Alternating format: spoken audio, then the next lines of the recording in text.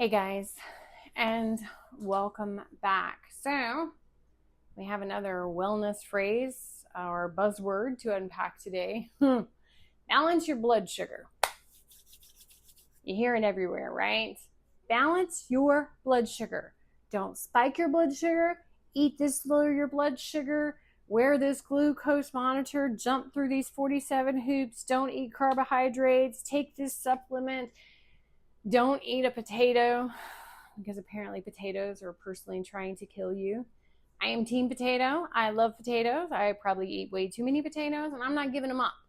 So, somewhere in all that noise, I think we've all forgotten to explain something fairly important. What is your blood sugar doing? Because glucose is not poison. It's fuel. Your body needs it. Your brain uses it, your muscles use it, right? And your body has an entire regulatory system designed to keep the amount circulating in your bloodstream within an appropriate range. So today, we are going to stop fearing the potatoes, right? And we are not going to declare war on glucose anymore. And we are certainly not going to pretend everybody needs to eat exactly the same way. Okay? These are my personal opinions from my personal research. So we're simply just going to understand the system, because once you understand what's happening, phrases like blood sugar spike, insulin sensitivity, insulin resistance, and a whole lot of other things become less mysterious. So first, what actually is blood sugar? Well, blood sugar and blood glucose are basically referring to the same thing. Glucose is one of the body's primary energy sources, comes from the food we eat, and the body can also make glucose when needed. Okay? So imagine you eat that heavy dinner we talked about in the last video that we're going to try not to do anymore, right? You have chicken and vegetables and a big old baked potato, right? Your digestive system begins breaking that meal apart. The carbohydrates are ultimately broken down into simple sugars, including glucose. That glucose enters your bloodstream, right? So your blood glucose rises. That's not automatically a problem. That's physiology. Food came in, glucose became available. Now your body has to decide, what are we going to do with this, right? We have all this energy.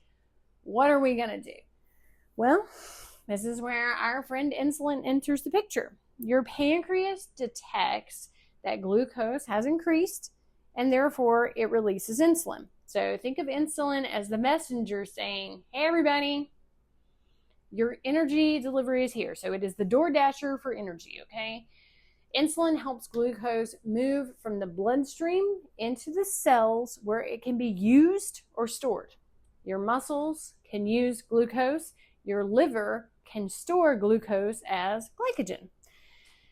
And other tissues use it for energy as well. So then as the glucose is cleared from the bloodstream, insulin levels can come back down. That's the system doing what it was designed to do. And I really want to emphasize this because we have demonized insulin, well, almost as much as cortisol. But an insulin response after eating isn't evidence that something is wrong in your body. It's part of a normal metabolism. So what is a blood sugar spike? Well, this is another phrase the internet has turned into something terrified. Remember, everything's trying to kill you.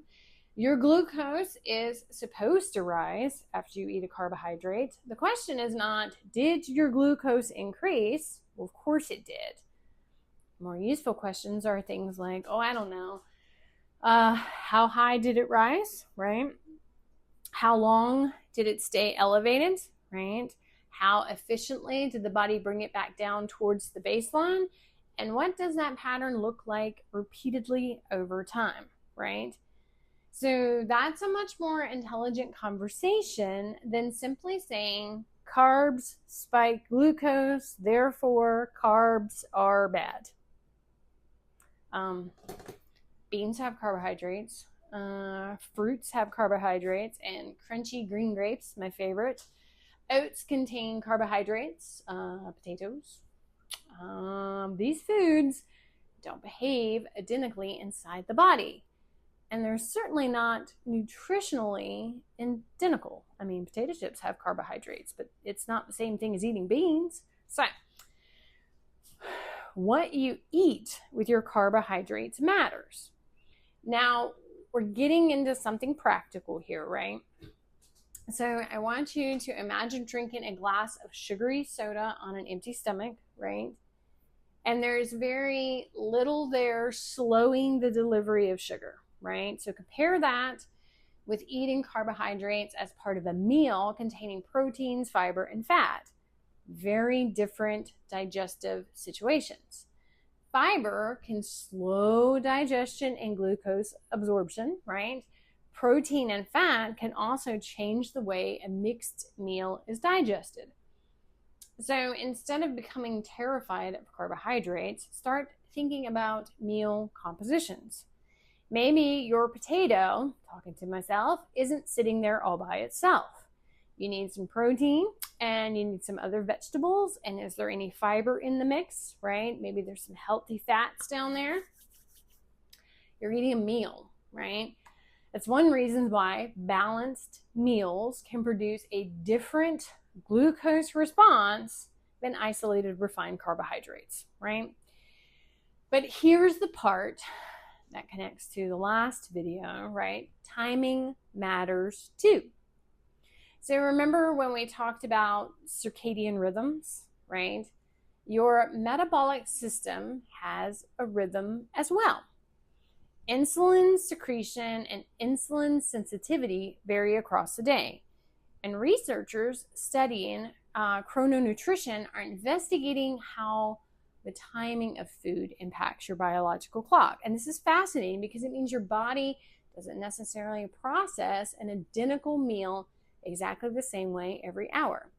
So experimental research found poorer glucose tolerance later in the biological day and with circadian misalignment. Nighttime eating, particularly interesting in shift work research, because eating at a biological time when your body expects to be fasting produced a very different glucose response. Interesting, I know. Now, does that mean nobody can eat dinner after 6 o'clock? Well, no, I wouldn't really recommend it, but sure, no. Does that mean you should panic because you decided to go enjoy a movie and you ate some popcorn with it? No. We're talking about patterns, right? We're not turning the clock into another source of anxiety. Heaven knows we have enough to worry about. But it does support what we talked about with the rhythm video, right? Your body pays attention to when things happen. So, another part, your muscles. Because here's where something ridiculously simple becomes surprisingly powerful. Move. So let's say you just ate that dinner, right? And glucose starts entering your bloodstream. You could immediately sit down on the couch, like I know many of us do after exhausting days, right?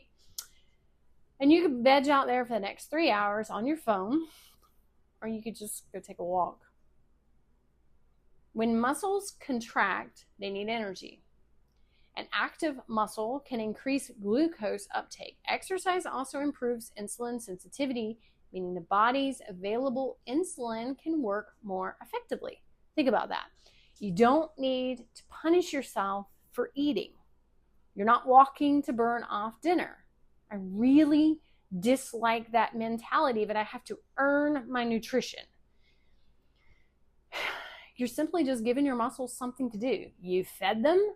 Now do something with them, right? Stop wasting the energy. So, this is why the after dinner walk makes sense.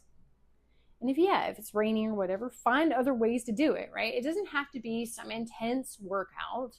Go for a walk around the block, walk the dog, clean up your kitchen, take the kids outside. You don't sit down on the porch, actually play with them. Put on music, dance around your living room. I've been guilty of that one too. The goal isn't, I ate a potato, therefore I owe the treadmill 20 minutes. We are not punishing ourselves for feeding our body anymore. The mindset is, my body has received energy, I'm going to use it. This is completely different relationship with food and movement. And honestly, from a personal level, this has helped me heal so much trauma that I've had with food, right? Now we're going to bring stress back into the picture, right? So remember the cortisol conversation from last time. If you didn't watch that video, please go back and watch it. This is another reason I wanted these videos to be together, right? So during stress, the body may need quick energy, right? One of cortisol's roles is helping make fuel available. Your liver can release glucose into your bloodstream, right? It stored it there just for this purpose. That's useful if you're actually running from the proverbial lion. You've got this fuel available to power your muscles to get away from the lion. Good luck. But modern stress gets weird. Your proverbial lion is your mortgage payment now. And you're sitting at your desk worrying about it. Your body is preparing energy for action. You're stressed, we gotta run from the lion.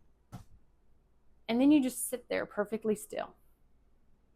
Again, this doesn't mean one stressful afternoon will cause diabetes. Please no, not a doctor, not playing one on YouTube.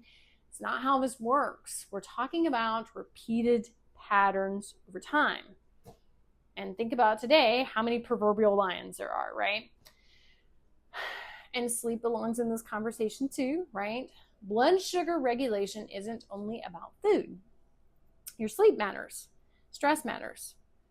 Physical activity matters. We don't all have to be bodybuilders. Circadian rhythm matters. This is exactly why I'm trying to get us away from thinking about health as what fixes this. When the better question, I think, what does my entire day look like? When did I sleep? When did I wake? When was the last time I ate? Like really ate, not grab some, peanut butter cups. Did I move today? What was my stress level? Those pieces all interact. They're all important. So what happens when insulin doesn't work too well? Okay. So now let's introduce another phrase that everybody hears, insulin resistance. So remember, insulin was the DoorDash delivery for energy, right? It's knocking at the door and it's saying, your glucose is here. With insulin resistance, cells don't respond to insulin as effectively. So the pancreas may compensate by producing more insulin to help maintain the glucose control. Like, why is the delivery guy not making it in? Over time, the system can become increasingly strained and type 2 diabetes can develop, and the body cannot make enough insulin effectively to keep the glucose in its appropriate range. And here's what's important. This does not happen because you ate one cookie. We're talking about metabolic health over time, influenced by many factors, including your genetic, body composition, physical activity, sleep, age, and any other health conditions, which is why simplistic internet explanations just do it no justice. So what does high blood sugar actually do over time? This is where blood sugar management becomes genuinely important. Persistent elevated glucose isn't simply a number on your laboratory report. Over time, diabetes can damage blood vessels, nerves, and increased risk involving the heart, kidneys, and eyes. That's why this conversation matters. Not because we are scared of eating fruit, okay? Not because the potato is trying to kill us. Because long-term glucose regulation is part of protecting your cardiovascular system, kidneys, nerves, eyes, and your overall metabolic health. Now, I need to put my disclaimer out there. If you have diabetes, my grandmother had diabetes, especially if you use insulin or medications that can lower blood glucose, please don't take this video and suddenly start dramatically changing your meal timing, fasting, carbohydrate intake, or exercise routine. I'm not talking to a healthcare team. Exercise can lower blood glucose and insulin, and some diabetes medications can increase the risk of hypoglycemia when combined with the changes that we're talking about here. Your healthcare provider knows your medications, your glucose targets, and your individual medical history. This video is just for education and things that I have researched that I find absolutely fascinating. This is not an individual diabetes management video. For everyone else, here's what I want you to take away. I don't want you walking away, pun intended, thinking, I need to control my blood sugar. I want you thinking, I understand my blood sugar, because those are two different things. When you eat, glucose rises. Insulin helps manage that glucose. Your muscles can use glucose for energy. Movement increases glucose uptakes. Meal composition changes digestion. Meal timing interacts with circadian biology. Sleep and stress influence metabolic health. And suddenly, balance your blood sugar isn't this mysterious wellness slogan nobody understands anymore. It's physiology. So here's an experiment for those of you who can participate. It's not a diet. I hate that word. It's not a challenge. It's not a detox. Just curiosity, okay? For the next week, pay attention to what happens after you eat. Did you get sleepy? Did you feel energized? Are you starving again an hour later? Did you feel satisfied? What happens if you take a short walk after dinner immediately instead of going full veg mode on the couch? What happens when your meal contained a balance of proteins, vegetables, and fiber compared to grabbing with something heavily refined because you had a busy day, right? Compare the 2 days, right? We're all going to have a busy day. We're going to pick up something easy. We're not diagnosing ourselves from how we feel, right? We're not doctors, but we are simply becoming observant. Because the goal of these videos isn't to make you afraid of your body. There's enough slogans out there for that. It's to help us understand the body. And I think that's the bigger lesson we're building here, right? Cortisol, it's not bad. Glucose, it's not bad. Insulin, it's not bad. Sorry, carbohydrates, not the devil. Your body isn't fighting against you. These are systems designed to keep you alive. Our job isn't to micromanage every biological process. Our job is to create an environment where those systems, can do what they're supposed to do. We need to make sure that we are sleeping, we are moving, that we are eating good food. I live by the 80-20 rule. We have rhythm to our day. We have our recovery and pullback times. You can see my house is getting dark. I'm setting the mood for evening. And sometimes something as simple as getting up after dinner and taking a walk is a little way of working with the system instead of against it.